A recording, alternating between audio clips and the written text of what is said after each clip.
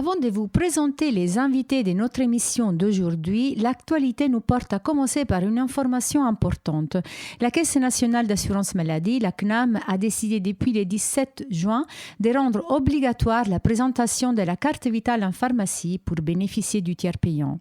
Cette mesure complique l'accès aux médicaments, particulièrement pour les plus fragiles, entraînant des risques de détérioration de leur état de santé, voire d'hospitalisation.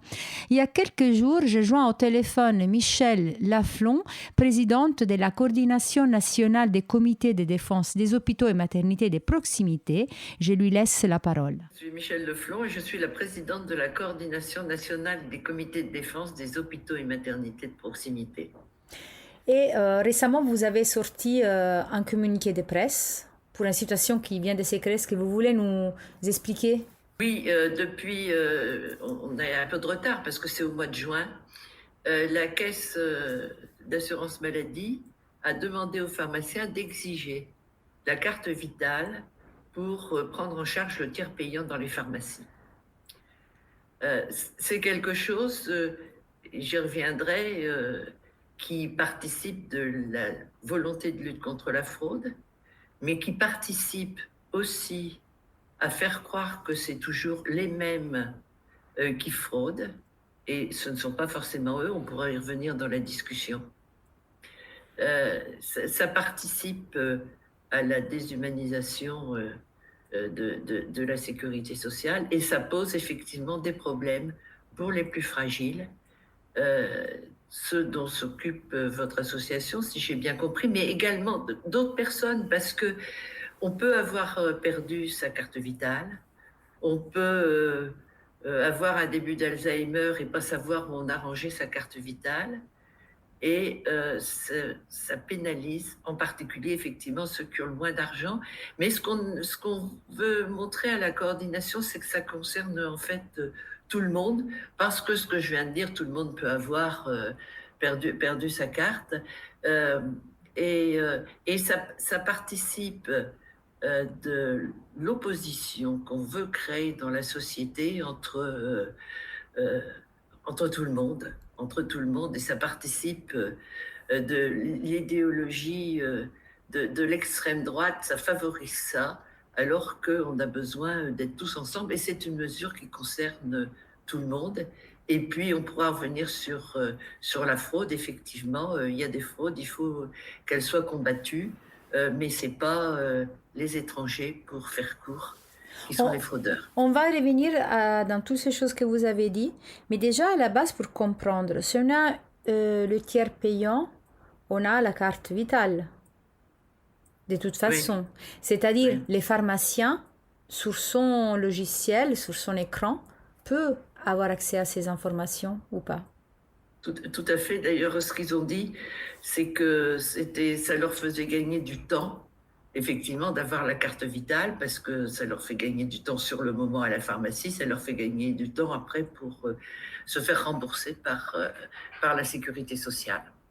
Du coup, c'est ça la raison qu'ils peuvent dire pour justifier le fait de demander la carte vitale. C'est-à-dire que ça permet à la sécurité sociale d'avoir tout qui est entièrement informatisé, plutôt que d'avoir des ordonnances écrites à la main qui sont scannées, qui sont envoyées secondairement et qui ne peuvent pas rentrer dans des algorithmes parce que c'est écrit à la main et que c'est pas forcément toujours extrêmement lisible pour une intelligence artificielle. Du coup, ça fait partie d'un projet global dont vous disiez, c'est toute la population qui est concernée, que c'est cette informatisation de toutes les données de santé. C'est ça. Et alors, avec deux aspects, c'est d'une part les données de santé centralisées, qui sont de plus en plus centralisées, ne sont pas forcément aussi bien protégées qu'on le souhaiterait. En particulier, ça peut être sur des hébergeurs d'autres continents. Et la deuxième chose, c'est que la sécurité sociale essaye par tous les moyens de faire des économies, et nous, on se bat pour une redémocratisation de la sécurité sociale, c'est-à-dire qu'il faudrait que les administrateurs puissent donner leur avis sur qu'est-ce qu'on fait. Mais on voit là, je vais prendre quelque chose qui est différent de la pharmacie, c'est les arrêts de travail. Actuellement, il y a des médecins qui sont épinglés pour donner trop d'arrêts de travail.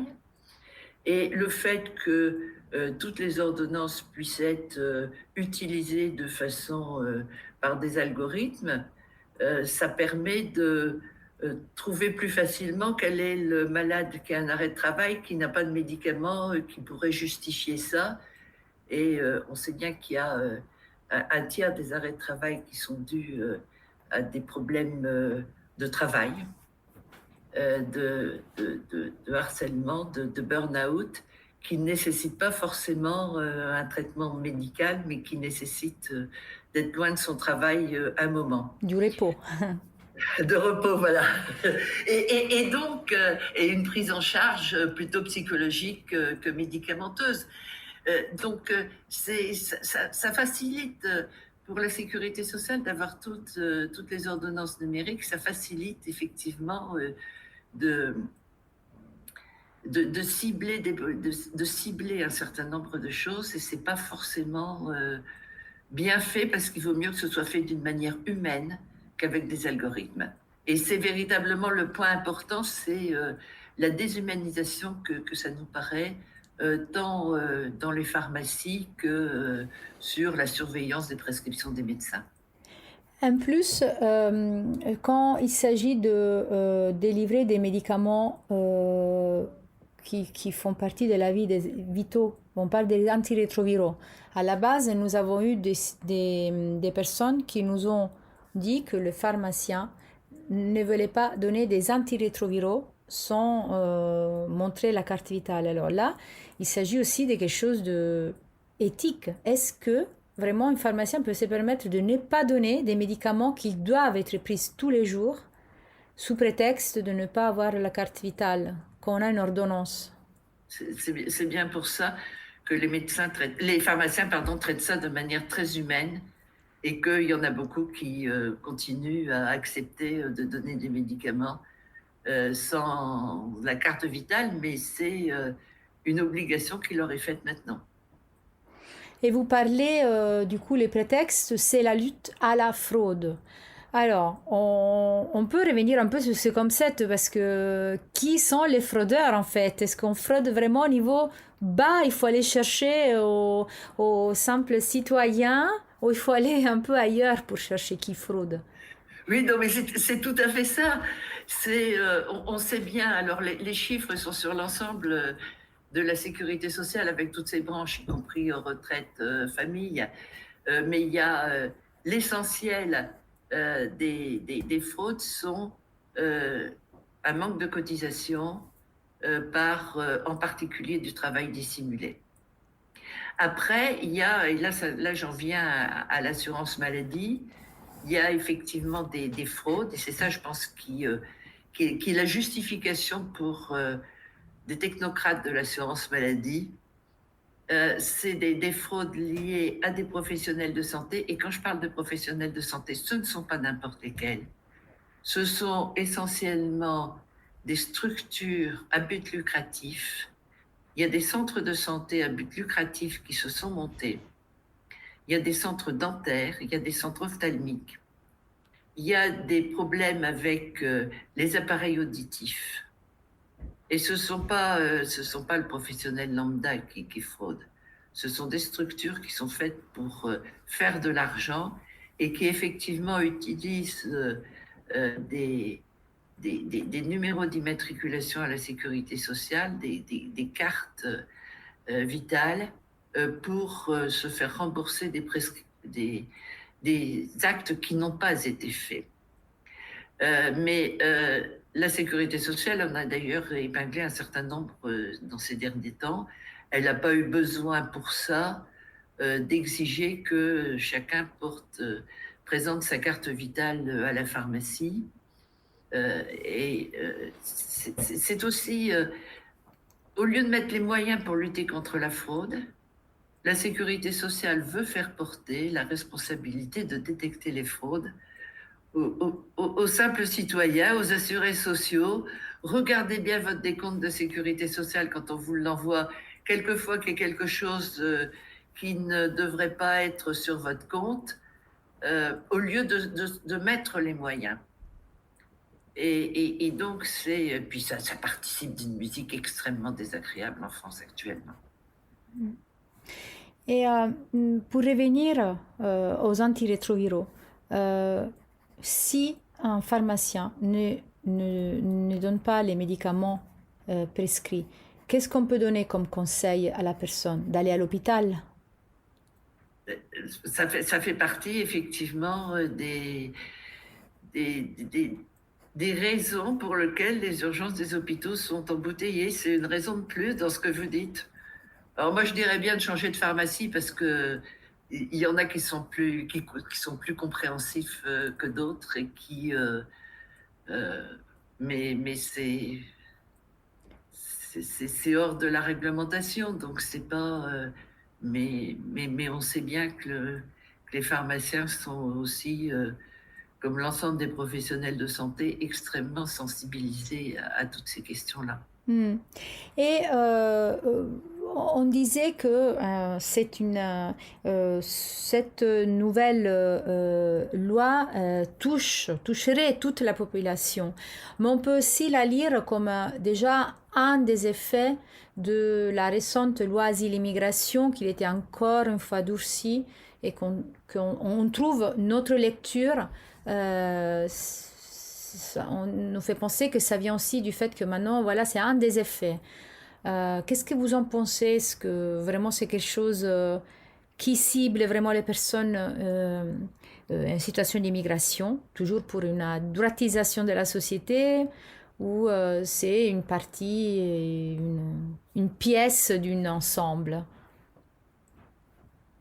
Je pense que c'est une pièce dans une petite musique qui concerne effectivement les étrangers, mais aussi les toxicomanes, puisque l'alerte a été donnée par des associations qui s'occupent de toxicomanes également. Toutes les personnes un peu fragiles, mais ça participe effectivement. Mais j'ai compris, vu que le gouvernement, qui ne va sans doute pas durer au-delà de la semaine, réfléchit sur les mesures à prendre pour durcir l'AME. Et ça, là, on est en dehors du cadre de la sécurité sociale, puisque c'est l'aide médicale d'État, même si c'est géré par la sécurité sociale. Mais on est bien sur, effectivement, la volonté de faire croire que c'est les étrangers qui coûtent à notre pays. Qu'est-ce qu'il nous reste à faire maintenant? Qu'est-ce que vous pensez? Déjà, vous, à la coordination nationale, vous avez des stratégies, des idées? Est-ce qu'il y a une mobilisation qui va se monter? Alors, j'aurais peut-être dû dire en introduction quelques mots sur ce qu'est notre coordination. On est effectivement, c'est créé en 2004, ça fait donc, on a fêté nos 20 ans l'année dernière, autour de lutte contre des fermetures de services dans les hôpitaux, les petits hôpitaux, en particulier de maternité, parce que ça a entraîné des mouvements importants, des mobilisations extrêmement importantes. Et les collectifs qui s'étaient constitués à l'époque un peu partout en France ont décidé de se fédérer dans la coordination. Alors depuis, on n'a pas changé notre nom, on s'appelle toujours Coordination de défense des hôpitaux et maternités de proximité, mais on s'occupe de tout ce qui touche à l'accès aux soins d'une manière générale, avec que ce soit à la fois des questions financières ou des questions géographiques, et on se bat pour un accès aux soins généralisé. Alors, la situation est tellement complexe que je ne vais pas vous dire qu'au-delà de ce communiqué, nous allons faire d'autres choses, mais s'il y a effectivement des mesures qui se confirment sur l'AME, nous participerons bien évidemment à des protestations là-dessus, comme nous participons à tout ce qui est une entrave à l'accès aux soins de toutes et tous.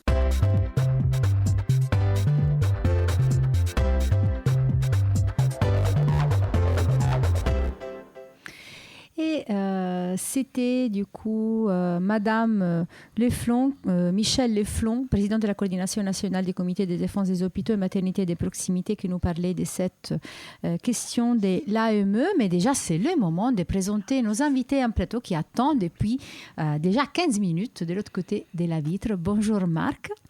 Bonjour Christina. Que c'est notre témoignant d'aujourd'hui. Merci beaucoup d'être présent. Bonjour Gaëtan qui travaille au comité des familles qui produit cette émission. Bonjour Christina. Bonjour Gaëtan. Et Ernest, fidèle au poste de notre équipe radio. Bonjour Ernest. Bonjour Christina. Bonjour à vous. Avant de raconter à nos éditeurs pourquoi je vous ai invité, est-ce que quelqu'un de vous rebondir sur cette interview que vous avez entendue? Alors personnellement, je dirais victime de cette situation. Que la dame vient de décrire, oui. Décrire tout à l'heure là. Alors, je dirais que il y a pas longtemps, je suis passé à la pharmacie, comme d'habitude, chercher mon traitement. Et bien là, malheureusement, la pharmacienne n'a pas voulu me délivrer mon traitement comme d'habitude, parce que j'avais présenté la CMU. Vous voyez ? Et elle exigeait à ce que je lui présente la carte vitale, chose que je n'ai pas encore, bien qu'on m'a déjà donné ou délivré un numéro de sécurité définitif, mais j'attends qu'on me donne ma carte vitale, mais je n'ai pas encore la carte vitale. Jusque-là, j'ai encore la CMU. Et du coup, la pharmacienne n'a pas voulu me donner le traitement. Donc ça fait débat entre elle et sa supérieure, je crois.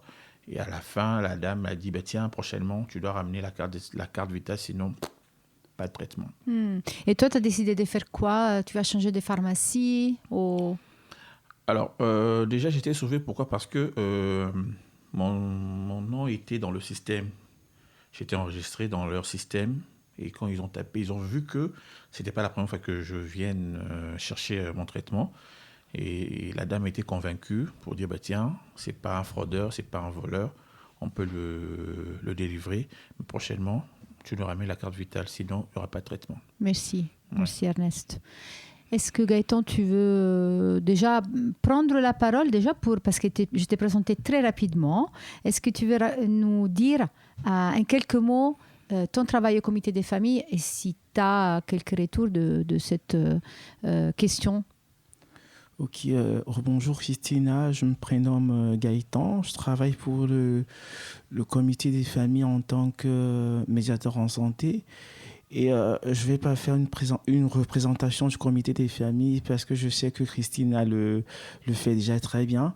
Au comité des familles, comme je l'ai dit, j'occupe le poste de médiateur en santé.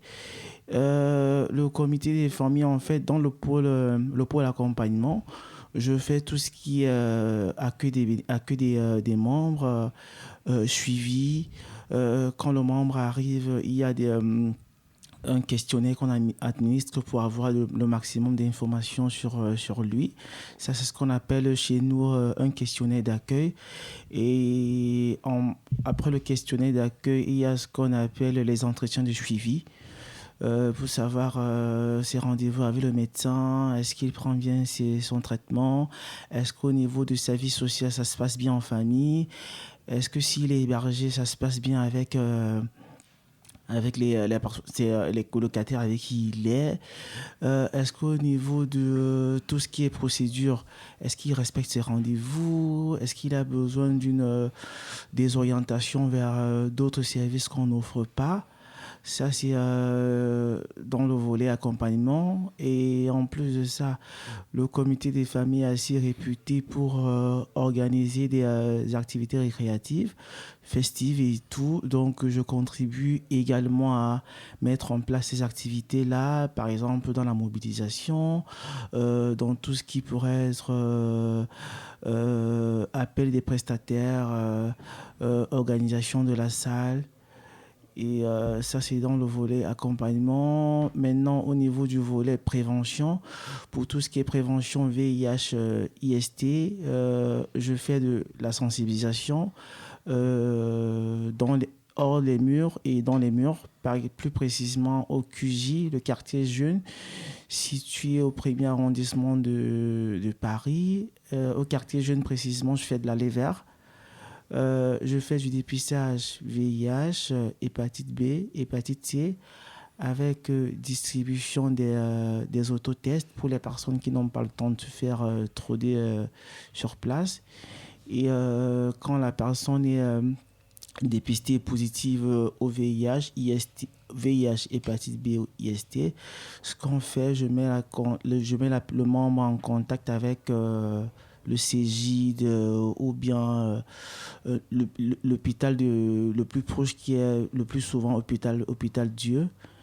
Et une autre action que nous menons, c'est de l'aller vert, mais plutôt au niveau de la marmite.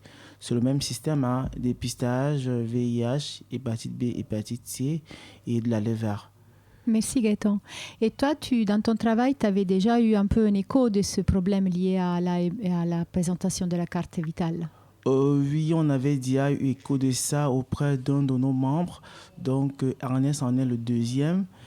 Ce que nous, à notre niveau, au niveau du comité, on a pensé à peut-être recenser les différents cas de refus les refus d'offres de soins, si je peux dire ça ainsi. Au comité, on va faire le recensement, non seulement le pharmacien et la pharmacie aussi, et peut-être remonter les différents cas au TRT5 afin de voir ce qu'elle fera. Mais la question que je m'en vais comme ça poser, je suis un peu resté sur ma faim quand Christine a posé la question de savoir quand on est face à une situation, qu'est-ce qu'il faut faire? Moi, je repose la question, qu'est-ce qu'il faut faire?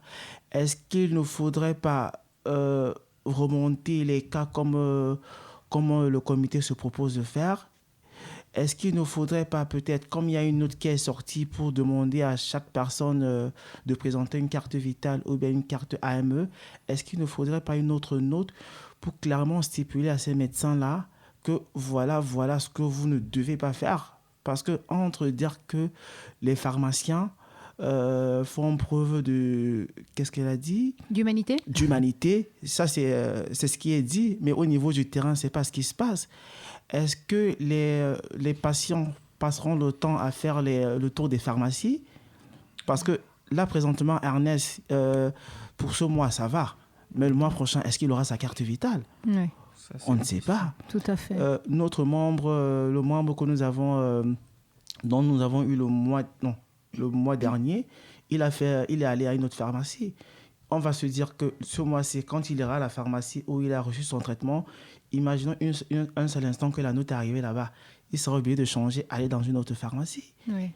Et la dame a dit, les passes sont blindées. Il y a tellement de gens dans les passes maintenant. Et pour arriver, les passes VIH, je pense que c'est Lariboisière. Et ce n'est pas tous les hôpitaux qui ont les passes VIH. Donc, il va falloir que la personne qui est du 94 pour arriver sur Paris. Exactement. En plus, on parle de Paris, mais nos auditeurs qui nous écoutent de toute France, Voilà. c'est un peu difficile. Oui. Sûrement, on va malheureusement devoir revenir sur ce sujet parce que ce n'est pas fini maintenant. Parce que vous savez aussi, le projet par rapport à l'AME, on va sûrement revenir sur ces questions qui sont très, très dures, qui touchent nos membres, qui touchent les personnes qui vivent avec les VIH. Mais on passe aussi la parole à Marc, que c'est notre invité spécial guest aujourd'hui, parce que Marc, on l'a rencontré juste avant les vacances d'été. Marc, tu nous as contacté. Est-ce que tu veux déjà nous raconter comment tu es arrivé au comité de famille? Déjà, rebonjour Gaston, bonjour Christina et Ernest. Bonjour Marc. Mon contact avec le comité de famille, c'est arrivé juste pas programmé, c'est arrivé comme ça. En fait, j'ai été mis en contact par une autre association qui s'appelle Diagonale Île-de-France. Diagonale Île-de-France, ouais. C'est par l'entremise de cette association que je connais, comité de famille. Mon histoire, le fait, c'était un enchaînement de de situation. C'est-à-dire, je commence par ma rencontre avec la maladie. Ouais. Quand j'arrive en France, je connais la maladie, mais j'en sais rien du tout. Ça, c'est en 2019. Je sais que la maladie existe, mais je n'ai jamais eu de contact réel avec elle. Je me suis jamais intéressé à la chose. Et du coup, c'est, comme je dis, c'est un suite d'enchaînement. Un soir, puisque j'étais dans l'Essonne, à la gare de Corbeil-Essonne, j'étais de passage, je venais sur Paris. Je rencontre un groupe de personnes qui avaient la tenue marquée sur aide. Ils faisaient une campagne de sensibilisation. Il y a une fille bénévole qui s'appelait Sarah. Elle s'est approchée de moi. Elle m'a demandé si je suis intéressé. Ils font les tests gratuits, ils prennent des dons aussi. Comme je n'étais pas pressé, j'avais du temps. J'ai dit, bon, je vais l'écouter. Donc, elle a essayé de me parler du VIH, des dons, des gens qui font des dons, si je peux donner un don et tout. Et du coup, moi, je ne travaillais pas. Je n'avais pas de dons, je n'avais rien à donner. Elle m'a proposé de faire le test si je connais mon statut, si je peux faire un test. Je dis, pourquoi pas. Elle m'a dit, c'est rapide, hein, ça prend juste quelques minutes et puis on verra. J'ai dit, d'accord, je vais essayer. Et il y avait une camionnette qui était garée à l'entrée de la gare dans laquelle elle faisait les tests. Elle m'a ramené dans la camionnette, on m'a fait une petite piqûre, vite fait. Bon, quelques minutes après, elle m'a dit, tu sais, il vaut mieux que on aille s'asseoir. Donc, j'ai compris que ça représentait pas que je ne tourne pas rond. Parce que d'autres prenaient les résultats et partaient directement. Bon. Elle m'a fait asseoir, elle a commencé à me parler du VIH. Et voilà, il y a des centaines de personnes qui ont le VIH. Jusqu'à elle ne m'était jamais intéressée au VIH. Ouais. Elle m'en a fait une description un peu survolée. Elle m'a dit, mon résultat n'est pas très bon.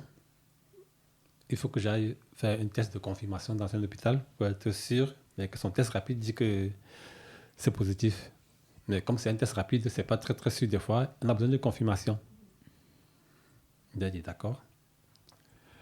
Elle m'a donc conseillé d'aller à l'hôpital de Corbeil-Essonne, l'hôpital sud-francilien.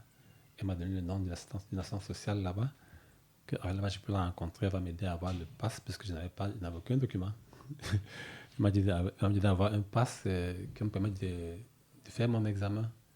Et puis, c'est comme ça que elle m'a donné rendez-vous dans le bureau de aide. C'était à Juvisy sur Orge.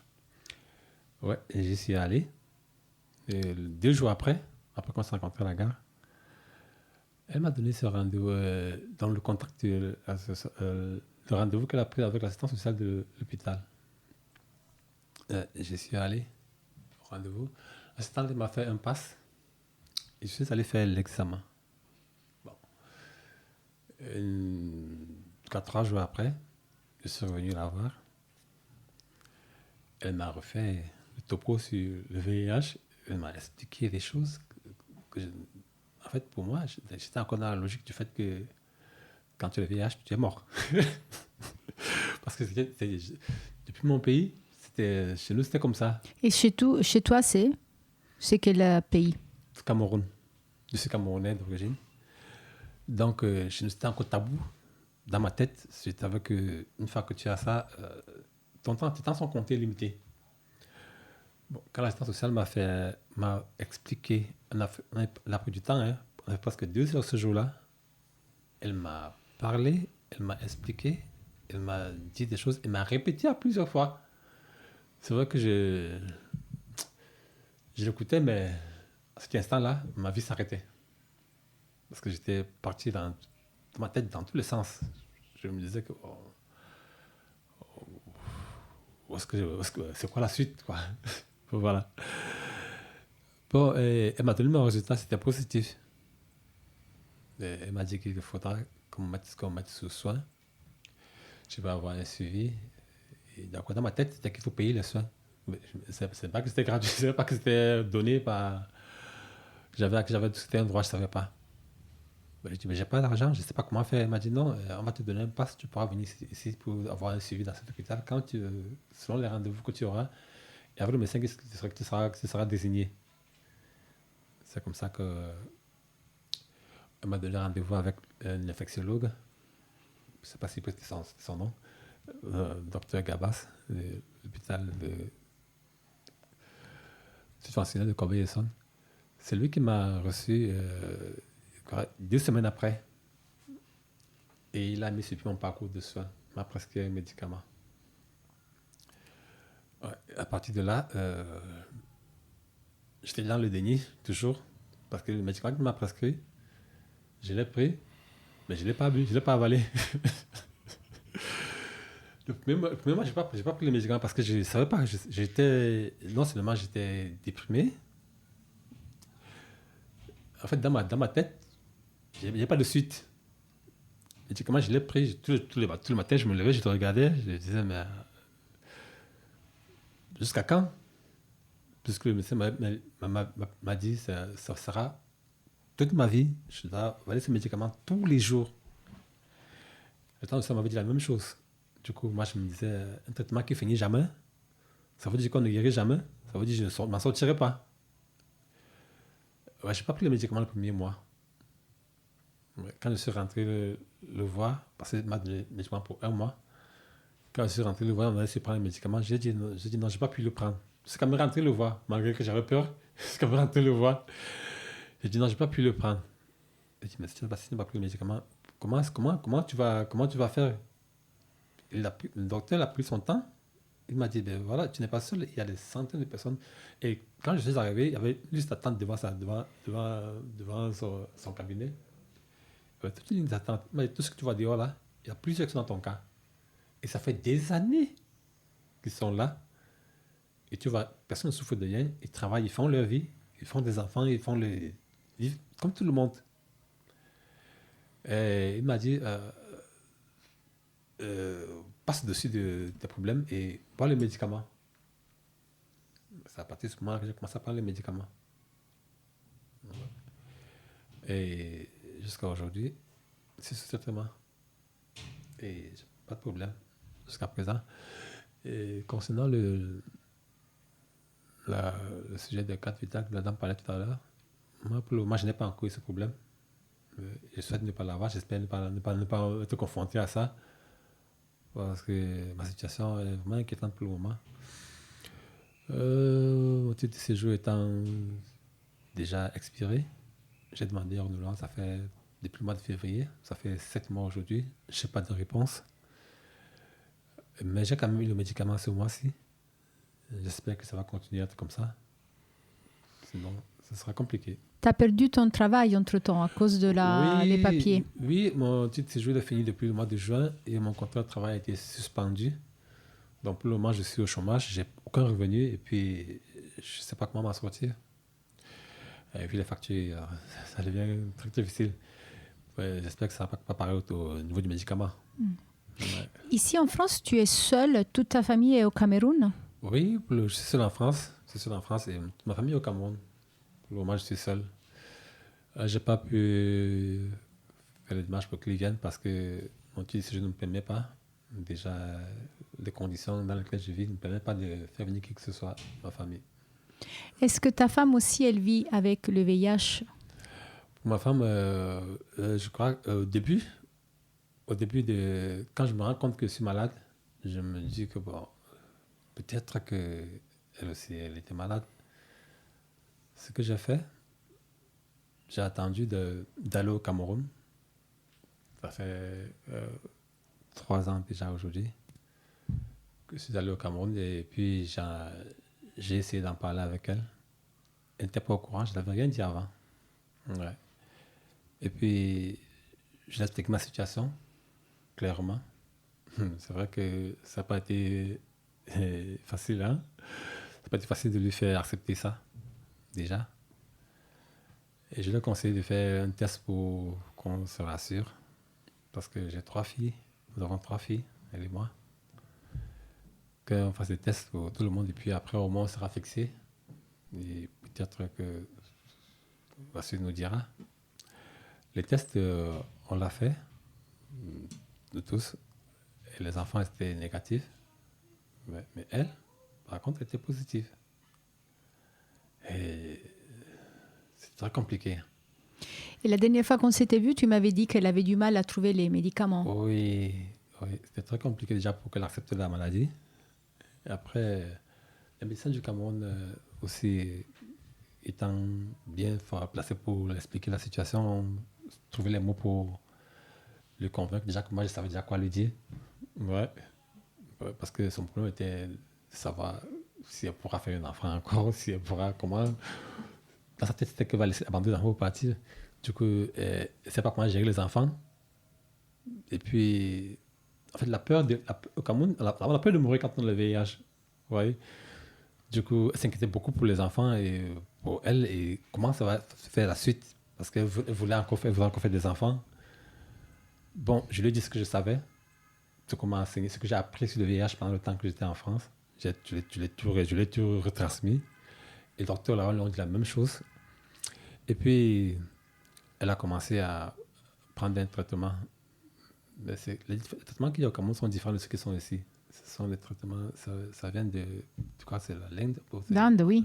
Oui. Ils ne sont pas les mêmes qu'on a ici. Parce que je pensais qu'on aurait le même traitement, mais c'était complètement différent. C'était des traitements que je ne connaissais pas.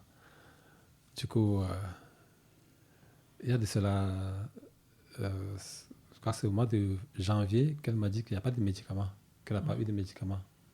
Je dis, comment ça se fait? Elle m'a dit que le médicament qu'elle prend, c'est fini. Il n'y en a pas en stock.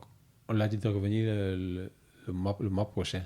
On l'a donné qu'un comprimé pour une semaine. On l'a dit de revenir le mois prochain.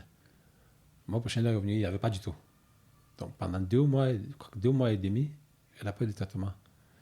Mais après, elle a repris. Avant de reprendre, elle a fait des examens. Elle a fait des examens et puis tout allait bien. Il n'y avait pas de complications. Elle était toujours négative. Toujours indétectable. Toujours indétectable. Et puis on l'a dit, non, pas de problème. Tu continues le traitement. Et puis pour le moment, elle a le traitement. Mais les enfants n'ont aucun problème. Ernest voulait rebondir. Après, je passerai la parole à Gaëtan qui connaît bien le Cameroun. Oui. En fait, c'était juste une petite question à l'endroit de Marc. Lorsque vous avez appris que vous étiez séropositif et que vous avez annoncé à la femme, à votre femme, il n'y a pas eu un débat entre vous, genre, elle t'a, enfin, en voulant rejeter la faute à vous, enfin, entre vous. C'était ça. Voilà. Quand je disais que c'était compliqué, c'était Qui ça la complication. Qui disait, c'était toi, c'était moi, enfin, c'était pas un débat. Exactement. C'était un débat qui ça a été très dur. Hein, ça a été vraiment compliqué pour moi d'aborder le sujet avec elle. Parce que je ne sais pas de quel angle prendre le problème. Je me suis dit, autant y aller. Je suis malade. Elle me dit, tu souffres de quoi? Je lui ai dit, peut-être que ça va se faire mal. Peut-être qu'on va se séparer. Mais il faut que je te dise la vérité. Je ne suis pas bien. Je suis malade. Elle dit, mais quand tu vas mourir? Je dis, non, je ne vais pas mourir. Ça, c'est sûr, pas mourir. Par contre, je suis séropositif. Ah. À son regard, j'ai compris que si j'étais un peu plus petit, j'aurais reçu des claques. Ça, c'est sûr. Quoi? J'ai dit, ouais, je suis séropositif. Tu es parti en France t'amuser n'importe comment tu m'emmènes la maladie parce que tu m'emmènes la maladie. Je lui dis déjà quand je suis arrivé j'ai évité de la toucher. Elle ne comprenait pas pourquoi j'ai évité de la toucher quand je suis arrivé. Parce que 3 jours après que j'ai engagé le débat avec elle. Elle dit, c'est pour ça que tu m'évites depuis que tu es rentré. J'ai dit, oui, il fallait que tu saches déjà avant quoi que ce soit que tu sois consentante, que ça vienne de toi. Ah, c'était compliqué. Hein. Elle dit, tu es parti faire quoi? Tu sors d'où? tu as ramassé la maladie ou pour venir Maintenant, si tu meurs, je fais comment avec les enfants? Ça se passe comment? Ah, c'était compliqué, hein? C'était difficile. C'était difficile. C'était très compliqué de lui faire, déjà lui faire comprendre, lui faire accepter ça. Et après ça, on a fait presque une semaine sans même se dire bonjour. Il ne me parlait plus. Bon, moi, j'ai pris ça comme ça. Je savais que c'est la colère. Je dormais sur le canapé au salon, je laissais la maison. J'ai dit, bon, j'espère qu'elle va finir par comprendre. Environ une semaine après, elle m'a dit qu'il faut appeler la famille pour convoquer la famille, faire une réunion familiale. J'ai dit, non, c'est mon problème. Je vous en parle parce que tu es la mère de mes enfants. Et puis, c'est avec toi que je fais que je vis. Ma famille n'est pas obligée d'en savoir quoi que ce soit. Si tu veux savoir, on va faire des examens et puis une fois qu'on sera fixé, on verra comment orienter la suite. Après, tu pourras décider de partir si tu veux. Tu pourras décider de rester si tu veux. Ce que tu décides, j'accepte. Si tu veux rester avec les enfants, il n'y a pas de problème, je vais te laisser avec les enfants et puis je vais m'en occuper. Si tu veux rester avec moi, il n'y a pas de souci. Ce que tu donnes, c'est ça que je prends. C'est ce que je lui ai dit. Et puis, après que sa colère soit un peu descendue, il m'a accusé. Il m'a accusé. J'ai dit, bon, je ne sais pas savoir d'où ça vient, mais c'est là. Je l'ai découvert comme je t'apprends, comme ça que je l'ai découvert aussi comme ça. Et puis, je ne sais pas quand, je ne sais pas depuis quand, je ne sais pas où, je ne sais pas comment, mais je l'ai. Ouais, c'est comme ça. Parce que quand elle aussi a eu ses résultats, elle s'est effondrée. Hein. Elle ne marchait même plus. J'ai fait environ un mois au Cameroun. J'étais devenu son médecin, j'étais son psychologue parce que elle était là plus debout. Elle était abattue, complètement abattue. Donc, et puis, même quand je suis rentré, ça me prenait des heures pour lui remonter le moral au téléphone parce que dans sa tête toujours, c'était que c'est moi qui non, c'est pas où la maladie est venue. Maman, je ne sais pas. Je ne sais pas. Ce qui est bien, c'est que les enfants ne souffrent de rien. Je ne savais pas que c'était possible. Je ne savais pas que c'était possible que des parents sont malades, des enfants ne sont pas malades. Je ne savais pas que c'était possible. Je l'ai découvert sur mon propre cas. Ouais.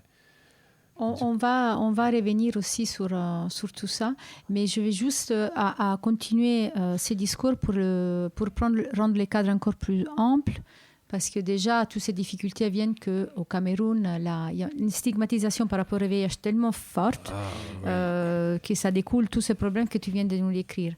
Et Gaëtan, depuis l'arrivée du président Donald Trump, le Cameroun, la situation au Cameroun, pas que au Cameroun, mais aujourd'hui on parle de ça, ça s'est encore ultérieurement compliqué avec la coupure des financements. Est-ce que pour ta connaissance du pays, vu que tu as travaillé au Cameroun, comment est la situation? Qu'est-ce qu'on peut s'attendre en ce moment? Ok, merci Christine de me donner la parole. Quand j'ai appris l'arrêt de financement de PEPFAR qui est le fonds du gouvernement américain qui finance les projets de santé via l'agence américaine de développement qu'on appelle USAID. Cette agence en fait avait implémenté un programme qu'on appelait au tout départ HAPP, qui est passé ensuite par le CHAMP, qui est un continuum de soins et de traitement pour les populations les plus à risque. Et puis on est quitté de CHAMP à CHIL. Donc c'est un programme de prévention VIH et IST en direction des populations clés. J'entends quoi par population clé? Les populations clés, ce sont les HSH. Je ne dis pas gay parce que si on reste sur le contexte camerounais, c'est HSH parce que gay c'est l'orientation, mais HSH c'est la pratique sexuelle. Donc je vais me limiter à HSH. Pour les professionnels de sexe, le programme couvrait également les utilisateurs de drogues injectables et non injectables et les partenaires de ces professionnels de sexe là. S'il faut revenir sur l'arrêt de financement de USAID, si on prend le plan sur le volet associatif, cet arrêt de financement a vraiment fragilisé le tissu associatif parce qu'il y avait des associations qui avaient uniquement comme partenaire PEPFAR. Donc, on vous enlève un partenaire comme PEPFAR, ce qui s'ensuit, c'est que vous fermez les portes. Le staff est à la porte. Les patients que vous suivez sont à la porte, parce qu'il est important de préciser que les associations qui bénéficiaient des financements des PEPFAR étaient les partenaires d'appui des hôpitaux. Donc, vu que le travail à l'hôpital est assez important, donc les associations avaient récupéré une partie des patients qui suivaient en communauté, pour qu'on se comprenne un peu, qui suivaient en ville en fait, on va dire ça ainsi. Donc tout ce qui était distribution de traitements, ça se passait au sein de l'asso. Tout ce qui était visite à domicile se passait, donc c'est le personnel des assos qui faisait des visites à domicile auprès des bénéficiaires. Tout ce qui était, parce qu'au Cameroun, il est important de préciser qu'on fait le prélèvement de la charge virale également en communauté. On fait certains bilans en communauté. Donc, vu qu'il n'y a plus de financement, donc ce qui veut dire qu'il n'y a plus de distribution en communauté, il n'y a plus de prélèvement de charge virale en communauté, il n'y a plus le prélèvement des examens type Transac, CREA et tout ce que vous connaissez en communauté. Ça, c'est pour le deuxième 90. Si on commence par le premier 90, il n'y a plus de dépistage en communauté. Il n'y a plus d'action de sensibilisation en communauté et en ligne, parce que le projet a également financé les actions en ligne, en fait, via les réseaux sociaux, Facebook et consorts. Donc, si on a fait le premier, le 90, on a fait le deuxième. Si on va sur le troisième, on se rend compte que la rupture de financement a occasionné la fermeture des assos, qui a occasionné à son tour la rétention qui est de plus en plus faible, la charge virale qui sera forcément élevée, parce que les personnes qui bénéficient des traitements en communauté auront peur d'être stigmatisées, donc n'iront pas à l'hôpital récupérer le traitement. Parce que ici, en France, par exemple, on récupère le traitement en pharmacie. Au Cameroun, c'est à l'hôpital. Donc, quand tu arrives à l'hôpital, quand tu vas à droite, on sait tout de suite où tu vas. C'est le même cas que chez moi. Hein. Exactement. Oui. Donc, on sait tout de suite où tu vas. Donc, imaginez un seul instant, moi, j'étais chez moi tranquille, il y avait un agent de relais communautaire qui venait me remettre mon traitement, et du jour au lendemain, on me demande d'aller à l'hôpital. Et aussi, les personnes avaient la possibilité de bénéficier des multi-mois. Donc, on pouvait te donner 3 mois, 6 mois de traitement. Mais là, c'est plus possible, en fait. C'est 1 mois de traitement. Il y a eu la note d'un des responsables du ministère de la Santé qui a adressé une note aux formations sanitaires pour dire qu'il n'y a plus de multi-mois sur une molécule. Et non seulement il n'y a plus de multi-mois, et également les tests de dépistage sont pour les hôpitaux qui ne sont pas financés par le projet PEPFAR. Donc c'est pour montrer à quel point la rupture de financement a été catastrophique pour les assos. Là encore, on est au niveau associatif. Là, c'est le volet santé. Si on va sur le volet droits humains, il faut préciser que le projet en question évitait de se mettre en porte-à-faux avec les lois du pays.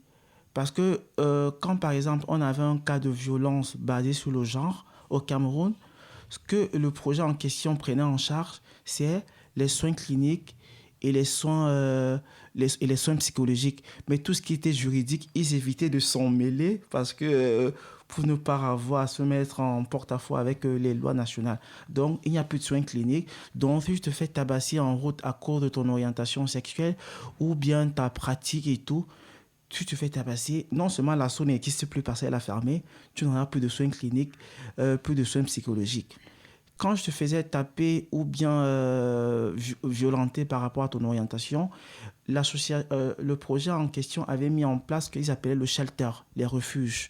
Donc tu pouvais aller dans une asso qui avait un refuge. Maintenant, il n'y a plus de refuge. Donc, je prends un cas précis. Tu es HSH, personnes vivant avec le VIH, tu as cette double stigmatisation, tu as cette double épée de Damoclès qui est sur ta tête. Tu te fais taper, tu n'as pas de domicile, tu as des blessures. Ce qui veut dire que forcément, tu ne prendras pas bien ton traitement. Et tu vas dormir dans la rue.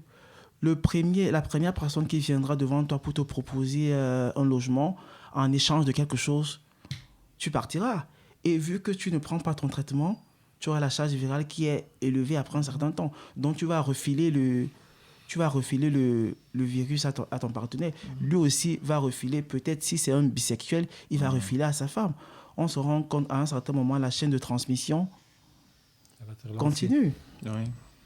Ça, c'est le volet associatif. Si on va maintenant sur le volet hospitalier, si on prend l'exemple de l'hôpital militaire, qui est un hôpital de référence au Cameroun, l'hôpital militaire, il n'y a plus de VAD, parce qu'à l'hôpital militaire, comme j'ai dit, faisait également les VAD, mais les associations étaient en appui.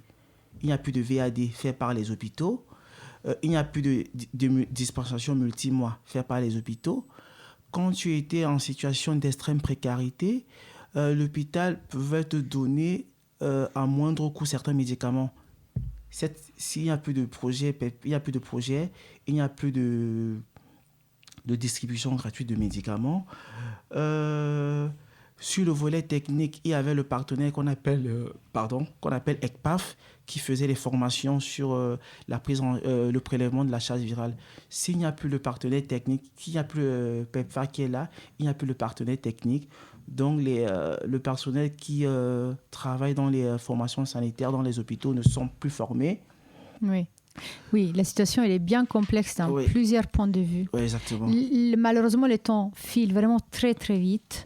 Peut-être, déjà, je vais laisser la parole Ernest, si tu veux rebondir sur les choses qui ont été dites jusqu'à maintenant. Voilà, juste pour enchérir un peu ce que Gaëtan vient de dire tout à l'heure par rapport au traitement. En Afrique, on a du mal à accéder facilement au traitement. Pourquoi ? Parce que l'accès au traitement, ça se passe dans les hôpitaux. Et dans nos hôpitaux, il y a un allée gauche et droite. À gauche, c'est pour les personnes bien portantes, entre guillemets, et à droite, pour le PVV. Alors, quand tu passes à droite, tout le monde te pointe du doigt. Ils savent que non, tiens, il va aller chercher son traitement, il est séropositif. Et du coup, tu es victime de stigmatisation, discrimination et de la sérophobie. Donc, c'est un peu ça. C'est le problème qu'on a au niveau du continent. Marc, la situation de ta femme, elle est sûrement impactée par cette situation. Effectivement, puisque comme vient de dire Ernest, l'hôpital, d'après ce qu'elle me dit, et ce que j'ai comme retour, ne protège pas ces malades. Ils sont trop exposés. Parce que quand ils arrivent, apparemment, il y a une salle où elles s'asseyent pour écouter la sensibilisation des aides-soignantes et des infirmières. Et dans cette salle-là, il n'y a que des malades du VIH qui s'asseyent. Oui. Donc, quand elles sont assises là, ceux qui passent dehors, ils regardent par la fenêtre, c'est que ce sont des personnes infectées qui sont assises là. Et ça ne se cache pas. Du coup, quand ils sortent de là, des fois, ils se cachent après le groupe sorti parce qu'il y en a qui ont honte, il y en a qui ne veulent pas qu'on les voie là, cette salle-là. Et ça devient compliqué pour certaines personnes. Il y en a qui acceptent la maladie et qui s'en foutent pas mal de ce qu'on peut penser de exclusif. Mais il y en a qui n'ont pas envie de se faire savoir qu'ils sont malades. C'est justement dans cette salle-là que mon épouse a commencé à prendre contact avec des autres, toutes malades. Et puis, chaque fois que les infirmières les d'information, ils ont fait des échanges avec des aides-soignantes parce que quand ils se regroupent, les causes, elles discutent. On les parle de la maladie, on les sensibilise, on les parle des médicaments, on s'assure qu'elles prennent bien les médicaments et on les informe sur les pratiques à faire et les pratiques à ne pas faire. chaque fois, ça se répète. Elle m'a dit tous les 2-3 mois, ils font les réunions, on les invite à se sensibiliser. Quand ils prennent les médicaments, il y a des gens qui n'ont plus sensibilisés. C'est pendant ces champs-là que elle a commencé à leur parler de postcard de comité de famille. Parce que moi, quand je recevais le postcard, je l'envoyais, elle l'écoutait. Elle en a parlé à certaines personnes qui étaient avec elle. Elle en a parlé à la dame qui venait la sensibiliser tout le temps. Elle a dit, il y a une émission que mon mari m'envoie de la France. De temps en temps, j'écoute, ça peut intéresser. C'est comme ça qu'ils ont pris contact. Et puis, quand elle transmettait ça, elle a commencé à sélectionner des passages qu'elle faisait écouter à toute la salle. C'est génial de savoir à travers toi que ces podcasts, ces émissions de radio servent à quelque chose. Mais malheureusement, vraiment, notre temps est vraiment presque terminé. Je vais les laisser à Gaëtan, peut-être, un dernier mot de la fin. S'il y a quelque chose que tu veux rajouter, qu'on a oublié de dire, on a vraiment 1 minute. Ce que je pourrais dire, c'est pour toutes les assos qui s'occupent des personnes qui vivent avec le VIH en France, il est important de recenser les cas et puis peut-être les centraliser au niveau d'un organisme pour voir ce qu'on en fera, parce que la situation risque de devenir de plus en plus difficile pour les personnes qui vont en pharmacie chercher les médicaments. Par rapport à la présentation de la carte vitale, c'est dont on disait en début d'émission. Oui. Merci beaucoup, Gaëtan. Merci beaucoup à tous nos invités d'aujourd'hui.